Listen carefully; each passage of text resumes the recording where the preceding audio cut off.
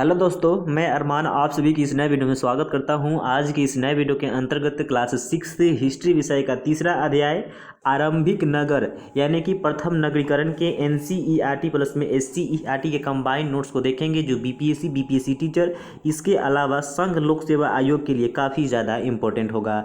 इसमें हमारी पहली जो पॉइंट है कि मानव संस्कृति सभ्यता में प्रवेश करने का जो है उसका मापदंड क्या है। इसके अलावा विश्व की कई मानवीय संस्कृति ने जो सभ्यता में प्रवेश किया है, जैसे हम लोग भारत में पढ़ते हैं हड़प्पा सभ्यता, इराक में मेसोपोटामिया सभ्यता, मिस्र में जो है आपकी जिसे नील नदी की सभ्यता हम बोलते हैं, चीन की सभ्यता। तो इनमें से जो हमारा चैप्टर है वो भारत में हड़प्पा सभ्यता एवं उनकी विशेषता से संबंधित यह चैप्टर है। इसको हम लोग पेन डाउन करने का प्रयास करेंगे। इससे पहले SCERT में एक पॉइंट दिया गया है कि मानव संस्कृति सभ्यवस्था में प्रवेश का मापदंड क्या है।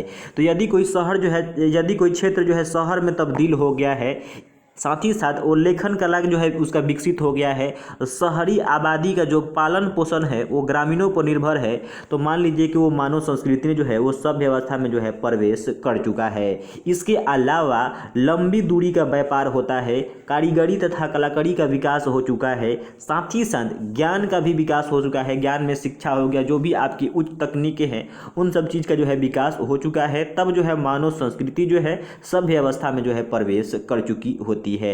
इसमें से हम सबसे पहले समझते हैं कि विश्व के कई मानवीय संस्कृति ने जो है सभ्यता में जो है प्रवेश किया है। इनमें से जो है कई सारे एग्जाम्पल है, जैसे हम लोग आज चैप्टर में पढ़ने वाले हैं भारत में हड़प्पा सभ्यता। तो कहा जाता है कि भारत का जो हड़प्पा सभ्यता है यह प्राचीनतम सभ्यता में से एक है। इसके अलावा यह कांस्य युगीन सभ्यता है। जो भारत में हड़प्पा सभ्यता जिसे हम लोग सिंधु घाटी सभ्यता के नाम से जानते हैं, यह एक कांस्य युगीन सभ्यता है। साथ ही साथ यह सबसे बड़ी सभ्यता भी है। तो ये तीन इसके पॉइंट हो गए। इसके अलावा विश्व में जो है प्रथम ये जो है शहरी सभ्यता है। विश्व में प्रथम शहरी एवं नगरीय सभ्यता है। इसका जो समय निर्धारण किया गया है 2500 ईसा पूर्व से लेकर जो है 1750 ईसा पूर्व। ठीक, ये जो है खासकर जो है सिंधु और जो है घग्गर नदियों के तट पर जो है मिले हुए हैं। इसके अलावा जो है इनके शहर जो है गुजरात हो गया, पाकिस्तान के सिंध प्रांत हो गया, आपके यूपी के यानी उत्तर प्रदेश, कश्मीर तक भी बहुत सारे इसके जो शहर जो है लगभग जो है 2800 स्थलों का जो है इसमें पुरातत्वविदों ने इसका खोज किया है। आगे हम समझेंगे बारी बारी से। अगला हमारा है कि इराक में मेसोपोटामिया सभ्यता। इराक में जो है आपका मेसोपोटामिया सभ्यता है। मिलाने के लिए आ सकता है कि हड़प्पा सभ्यता जो है कहाँ मिला, तो भारत में, और मेसोपोटामिया सभ्यता तो जो है आपका इराक में, नील नदी की सभ्यता तो मिस्र में। तो ऐसे आ सकता है आपको मिलाने के लिए। तो सबसे पहले देखिए कि विश्व में सबसे प्राचीनतम जो सभ्यता है हमारा मेसोपोटामिया सभ्यता है। ये दजला और फरात नदियों पर विकसित हुआ है। आपको मैंने पिछले कक्षा में बताया था कि मेसोपोटामिया सभ्यता ही सबसे पहले जो है लोगों को जो है लेखन कला का जो है ज्ञान दिया था। इससे संबंधित जो सभ्यता है जैसे कि सुमेरियन सभ्यता, इसके अलावा बेबीलोन की सभ्यता, कैलेंड्रिया की सभ्यता और जो है सीरिया की सभ्यता, ये इससे संबंधित ही सभ्यता है। इसके अलावा हमारा मिस्र की सभ्यता, इसे हम नील नदी की सभ्यता के नाम से भी जानते हैं। और आपको पता है कि नील नदी जो है सबसे लंबी नदी है। और मिस्र की सभ्यता को हम लोग महान एवं सबसे शक्तिशाली सभ्यता में से एक मानते हैं। इसके अलावा चीन की सभ्यता जो है इसे हम लोग सांग सभ्यता के नाम से जानते हैं। तो आइए हम चैप्टर को शुरू करते हैं। भारत में सिंधु घाटी सभ्यता या हड़प्पा सभ्यता। इससे पहले यहाँ से एक पॉइंट है हमारा संस्कृति। संस्कृति क्या होता है इसको समझ लेते हैं। तो व्यक्ति के परिष्कृत व्यवहार से जो है संस्कृति का संबंध है। और जो संस्कृति होता है इसका हस्तांतरण जो है एक पीढ़ी से दूसरे पीढ़ी में होता है। अब देखिए, संस्कृति समाज में प्रचलित रीति रिवाज, खान पान, वेशभूषा, रहन सहन, धार्मिक संस्कार, आर्थिक क्रियाकलाप के तौर पर जो है तौर तरीके, कला कौशल के विभिन्न रूप, इसके अलावा भाषा एवं साहित्य शैली इत्यादि परंपराएं जो होती है वही हमारा संस्कृति कहलाता है। अगला इसमें हमारा टॉपिक है ये SCERT के पॉइंट से लिया गया है, NCERT के बुक से लिया गया है। धातु युग। धातु युग क्या है, तो जो नवपाषाण काल के जो अंतिम चरण है उसे हम लोग धातु युग के नाम से जानते हैं। और मानव ने जो है सबसे पहला धातु का जो खोज किया था वह हमारा तांबा है। काफ़ी ये इंपॉर्टेंट है, कई बार एग्जाम में आ चुका है कि पहला धातु कौन सा खोजा गया था, तांबा धातु को खोजा गया था। और इसे कहाँ से प्राप्त किया गया था, तो नदी के तलहटी से इसे प्राप्त किया गया था। और साथ ही साथ जो धातु युग है, धातु युग जो है ग्रामीण संस्कृति का जो है विकास, धातु युग में जो है ग्रामीण संस्कृति का विकास हुआ। इसके अलावा धातु युग में जो है कई स्थल का जो विकास हुआ है उसको हम लोग जान लेते हैं। जैसे कि सिंध में कोटदीजी और अमरी, कोटदीजी और अमरी जो है सिंध में जो है ये धातु युग में ही विकसित एक हमारा स्थल है।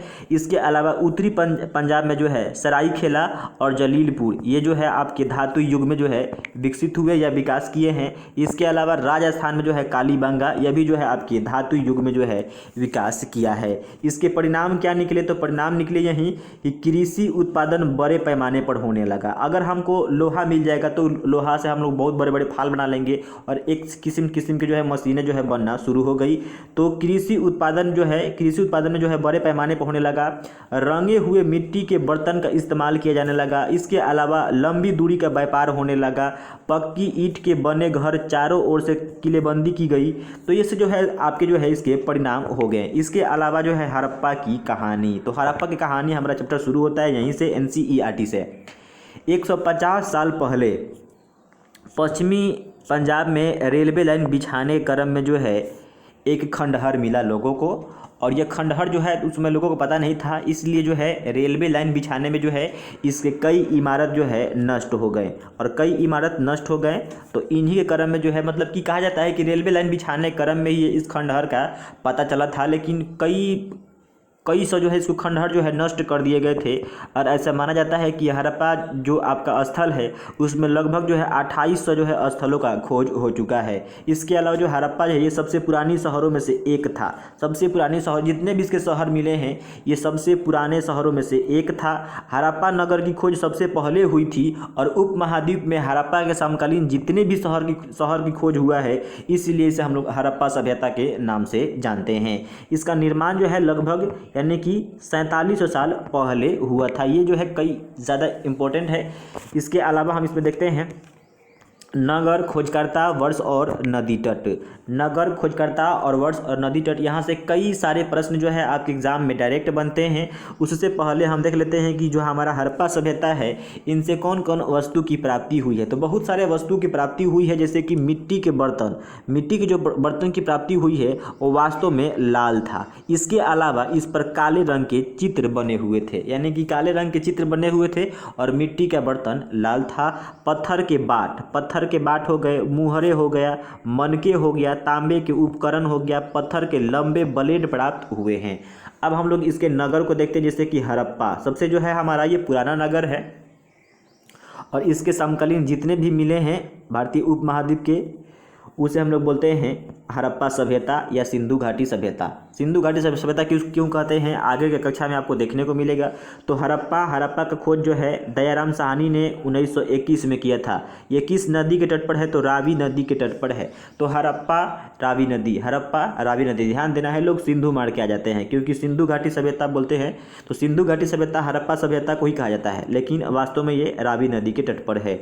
मोहनजोदड़ो राखल दास बनर्जी ने 1922 में इसका जो है खोज किया था, और ये सिंधु नदी के तट पर है। कालीबंगा जो है ब्रजवासी लाल ने इसका खोज करता है, और 1961 में जो है इसका खोज किए, और ये जो है घग्घर नदी पर है। इसके अलावा लोथल का खोज रंगनाथ राव ने किया है 1954 में, और ये जो है भोगवा नदी पर है। धौलावीरा जो है RS विस्ट ने जो है इसका खोज किया है 1990 में। यह लूनी नदी यानी कि गुजरात के कच्छ के पास के किनारे का एक लूनी नदी है, उसी के किनारे ये जो है आपका नगर है। चनहुद्रो, इसका खोज जो है गोपाल मजुमदार ने किया है 1931 में, यह भी जो है सिंधु नदी के तट पर है। रंगपुर माधव स्वरूप वत्स ने 1931 या 1953 में इसका जो है समय निर्धारण किया गया है। इसका जो है नदी कौन सा है, तो मादर नदी के तट पर है। अगला है कि हड़प्पा सभ्यता के नगरों की विशेषता। हड़प्पा सभ्यता के नगरों की क्या विशेषता है, तो सबसे पहले जो है जो नगर थे अधिकांशतः दो हिस्सों में जो है विभाजित थे। जो नगर थे वो दो हिस्सों में विभाजित थे।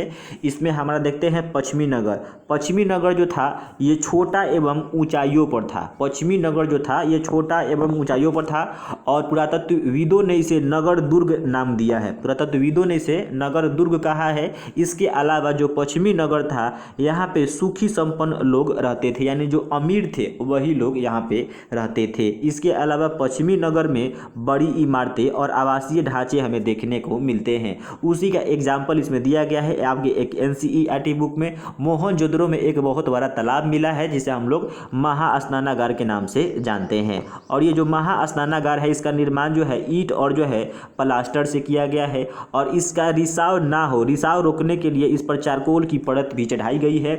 चारों अब जो हमारा स्नानागार मिला है, स्नानागार के चारों ओर जो है कमरे बने हुए ताकि लोग स्नान करके जो है इस कमरे में जो है कपड़े को बदल सके। इसके अलावा इनके दो तरफ से जो है सीढ़ियाँ बनाई गई है। जो भी महास्नानागार है इनके दो तरफ से जो है सीढ़ियाँ बनाई गई है और इसके आसपास जो है कुएँ हैं, इसके आसपास जो है कुएं हैं और कुएं से ही इस महास्नानागार में जो है पानी को भरा जाता है। और ऐसा कहा जाता है कि विशिष्ट नागरिक यानी कि विशिष्ट नागरिक विशेष अवसर पर जो है इसमें स्नान किया करते थे। अब वही बात कर लेते हैं पूर्वी नगर। जो पूर्वी नगर था ये नीचे था, पूर्वी नगर जो था ये नीचे था, जैसे कि पश्चिमी नगर जो है ये ऊंचाई पर था, तो ये नीचे था। और इसमें उल्टा है, ये जो छोटा था क्योंकि अमीर लोग कम होते हैं और गरीब ज़्यादा होते हैं, और ये जो है आपका बड़ा था। इसके अलावा इसे पुरातत्वविदों ने जो है निचला नगर नाम दिया है। और साथ ही साथ ये जो है यहाँ पे साधारण लोग जो है रहते थे और यहाँ पे जो सुखी संपन्न यानी जो अमीर लोग थे वही यहाँ पे रहते थे। आगे हमारा है कि अन्नागार यानी कि हम लोग जिसे कोठार के नाम से जानते हैं। तो मोहनजोदड़ो, हड़प्पा, कालीबंगा, लोथल से जो है हमें अन्नागार के साक्ष्य प्राप्त हुए हैं। और ये जो अन्नागार का जो साक्ष्य प्राप्त हुआ है एक समान विशेषताओं वाली जो है ये संरचना है, एक समान विशेषताओं वाली संरचना है। मोहनजोदड़ो, हड़प्पा, कालीबंगा और लोथल से जो है हमें अन्नागार के साक्ष्य प्राप्त हुए हैं। कालीबंगा और लोथल से जो है अग्निकुंड मिले हुए हैं और ऐसा माना जाता है कि ये यज्ञ यहाँ पे होता था। ठीक, अगला हमारा है कि नगरीकरण। नगरीकरण क्या है? तो नगरीकरण एक प्रक्रिया है जिसमें नगरीय जीवन की पद्धति का विकास होता है। साथ ही साथ समुदाय जो है अस्तित्व में आता है, कृषि कार्य जो है बंद हो जाती है, आधुनिक साधन विकसित होते हैं, गांव अपना स्वरूप खोता है, शिक्षा, ज्ञान, विज्ञान, चिकित्सा का विकास होता है, जल, बिजली की आपूर्ति, इसके अलावा सफाई, यातायात जो है प्रशासन के द्वारा किया जाता है। इसके अलावा इसमें आवासीय कॉलोनी भी आपको देखने को मिलेंगे। भारत में नगरीकरण जो है हड़प्पा संस्कृति से है, हड़प्पा सभ्यता यानी कि हड़प्पा संस्कृति से ही भारत में जो है नगरीकरण है। तो ये रहा नगरीकरण का अर्थ, इसे SCERT बिहार बोर्ड की बुक से लिया गया है। अगला हमारा है विशेषता इमारत, सड़कें और नालियाँ। इमारत, सड़कें और नालियाँ। तो सबसे पहले इसमें हम देखते हैं इमारत यानी कि घर के बारे में। तो जो सिंधु घाटी यानी कि हड़प्पा सभ्यता के जो घर मिले हैं वो 1 या 2 मंजिले, अधिकांशतः 1 या 2 मंजिले हैं, कुछ 3 मंजिले भी प्राप्त हुए हैं। सीढ़ियों से ऐसा अंदाज़ा लगाया जाता है कि जो उनके सीढ़ी मिले हैं ऊपर जाने के लिए उससे जो है 2 मंजिला था एवं 3 मंजिला था, लेकिन अधिकांश जो है 1 या 2 मंजिले जो है घर प्राप्त हुए हैं। और प्रत्येक घर में जो है एक आंगन होता था और आंगन के चारों ओर जो है कमरे, प्रत्येक घर में जो है एक आंगन और आंगन के चारों ओर जो है कमरे होता था। और जो है जो घर का जो दरवाज़ा होता था ये गली में खुलता था, सड़क में नहीं, सड़क के किनारे नहीं खुलता था, गली में जो होता था तो ये गली में खुलता था। इसके अलावा घर में जो है प्रत्येक घर में एक स्नानागार और एक जो है कुएं होते थे।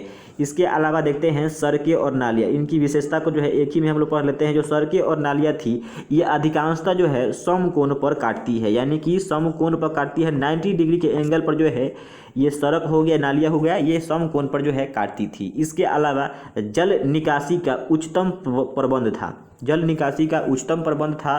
शहर जो था आयताकार खंडों में विभाजित था। इसके अलावा जो आपका स्वास्थ्य तथा सफाई में जो है जागरूकता इसमें अपनाया, यानी कि यहाँ पे तो मतलब कि स्वास्थ्य एवं सफाई में जो है जागरूकता जो है अपनाया जाता था, ऐसा माना जाता है। और जो भी शहर थे वो पूर्व पश्चिम में बने हुए थे। और ऐसा यह भी लिखा गया है बुक में कि हवा के माध्यम से ही शहर जो है मतलब कि सफाई हो जाता था, जो भी उसके गर्दे थे या जो भी उसके कचरे थे वो हवा के माध्यम से ही साफ हो जाते थे। तो ये रहा इनकी विशेषता। अगले हम लोग पेज में जो है कुछ इनके और विशेषता को नोट करेंगे जो हमारे लिए काफ़ी ज़्यादा इंपॉर्टेंट होगा। अगर आपको पसंद आया है तो वीडियो को लाइक कीजिए, साथ ही साथ अपने फ्रेंड के पास ज़रूर इसे शेयर कीजिएगा। Thank you.